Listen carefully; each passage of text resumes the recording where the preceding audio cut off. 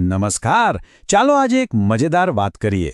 ક્યારેય વિચાર્યું છે કે પાકની પણ એક એવી છુપી ભૂખ હોય છે જે આપણને દેખાતી નથી, પણ હા, એ પાકને અંદરથી સાવ ખોખલો કરી નાખે છે.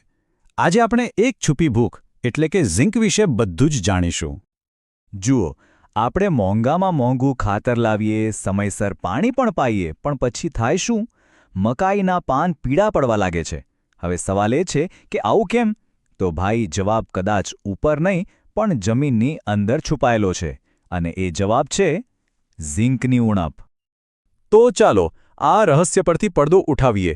આ ઝિંક છે શું? જુઓ, એ એક સૂક્ષ્મ પોષક તત્વ છે.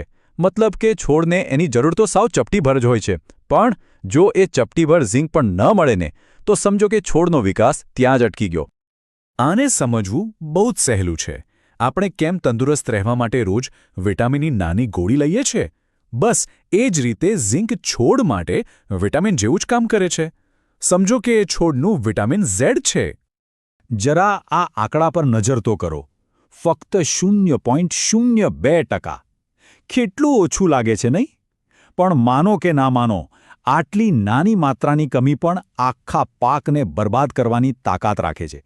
ખરેખર નાનું પણ નાગનું બચ્ચું છે આ. હવે આ ઝિંકનો સ્વભાવ પણ બહુ અજીબ છે. એ છે ને એકદમ સ્થિર પોષક તત્વ છે. મતલબ એકવારે છોડના જૂના પાનમાં પહોંચી ગયું ને એટલે બસ ત્યાં જ બેસી જાય, ત્યાંથી હલીને નવા પાન સુધી જવાની તસદી જ નથી લેતું. અને એટલે જ જ્યારે જમીનમાં ઝિંકની કમી થાય તો સૌથી પહેલો પુકાર કોણ કરે? છોડના નવા ફૂટેલા પાન. તો હવે મોટો સવાલ એ છે કે ભાઈ, આ ઝિંક આટલું બધું મહત્વનું કેમ છે? એવું તો શું કામ કરે છે છોડ માટે? ચાલો આજે આપણે એના 3 મુખ્ય જાદુઈ કામો વિશે જાણીએ. સૌથી પહેલું કામ છે રંગ આપવાનું. એ પાંદડામાં ક્લોરોફિલ બનાવે છે, જેનાથી પાન એકદમ લીલાછમ દેખાય છે. બીજું કામ વૃદ્ધિ. એ છોડનો ગ્રોથ હોર્મોન ઓક્સિન બનાવવામાં મદદ કરે છે, જેથી છોડની ઊંચાઈ વધે. અને ત્રીજું અને બહુ જ મહત્વનું કામ રક્ષણ. એ છોડ માટે એક ગરમ જેકેટ જેવું છે, જે એને સખત ઠંડી સામે ટકી રહેવામાં મદદ કરે છે. ઓકે, તો હવે આવી સૌથી કામની વાત. આ બધી જાણકારીનો શું ફાયદો જો આપણે ઉણપને ઓળખી જ ન શકીએ? તો ચાલો હવે આપણે બધા બની જઈએ પ્લાન્ટ ડિટેક્ટિવ અને ઝિંકની કમીના સંકેતોને પકડતા શીખીએ.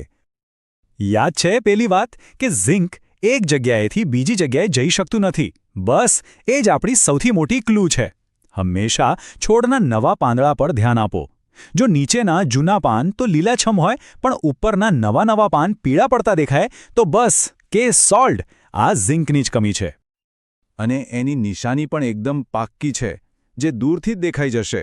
પાંદડું જોશો ને તો એની નસો તો એકદમ લીલી દેખાશે, પણ નસોની આજુબાજુનો આખો ભાગ પીળો પડી ગયો હશે, જાણે કોઈએ લીલી નસોવાળી ડિઝાઇન બનાવી હોય પીળા પાન પર. આ ઝિંકની ઉણપની ક્લાસિક નિશાની છે, ભૂલતા નહીં. આ સિવાય બીજી પણ અમુક નિશાનીઓ છે, જેમ કે છોડનો વિકાસ અટકી જાય, એ ઠીંગણો રહી જાય, નવા પાન આવે તો ખરા પણ સાવ નાના, અને ડાળીઓ વચ્ચેનું અંતર પણ ઘટી જાય, જાણે છોડ સંકોચાઈ ગયો હોય. આ બધું દેખાય તો સમજી લેવાનું કે કેસ ઝિંકની કમીનો જ છે.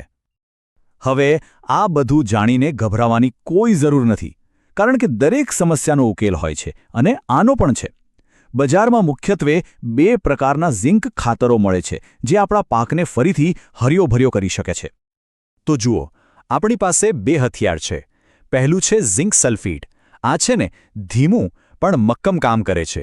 એને જમીનમાં આપવાનું, અસર ધીરે ધીરે આવશે પણ લાંબો સમય ટકશે. આ રોગને આવતો અટકાવવા માટે બેસ્ટ છે. બીજું હથિયાર છે ચિલેટેડ ઝિંક. આ છે ફાસ્ટ એક્શન ફોર્મ્યુલા. સીધો પાન પર છંટકાવ કરો અને પરિણામ તરત જ જુઓ. આ ઇમરજન્સી ટ્રીટમેન્ટ માટે છે. તો એક વાત બરાબર મગજમાં બેસાડી દેજો. ઝિંક સલ્ફેટ એટલે ફક્ત જમીનમાં. એનો સ્પ્રે કરવાની ભૂલ ક્યારેય ન કરતા, નહીં તો પાન બળી જશે. અને ચિલેટેડ ઝિંક વાપરતા હો તો એને બીજા ખાતરો સાથે મિક્સ કરીને તરત જ એ જ સમયે છાંટી દેવાનું. એનું મિશ્રણ બનાવીને રાખી મૂકવાનું નથી. ચાલો હવે સૌથી અગત્યના મુદ્દા પર આવીએ. અહીં ધ્યાન બરાબર આપજો, કારણ કે અહીં થયેલી એક નાની ભૂલ ફાયદાને બદલે મોટું નુકસાન કરાવી શકે છે.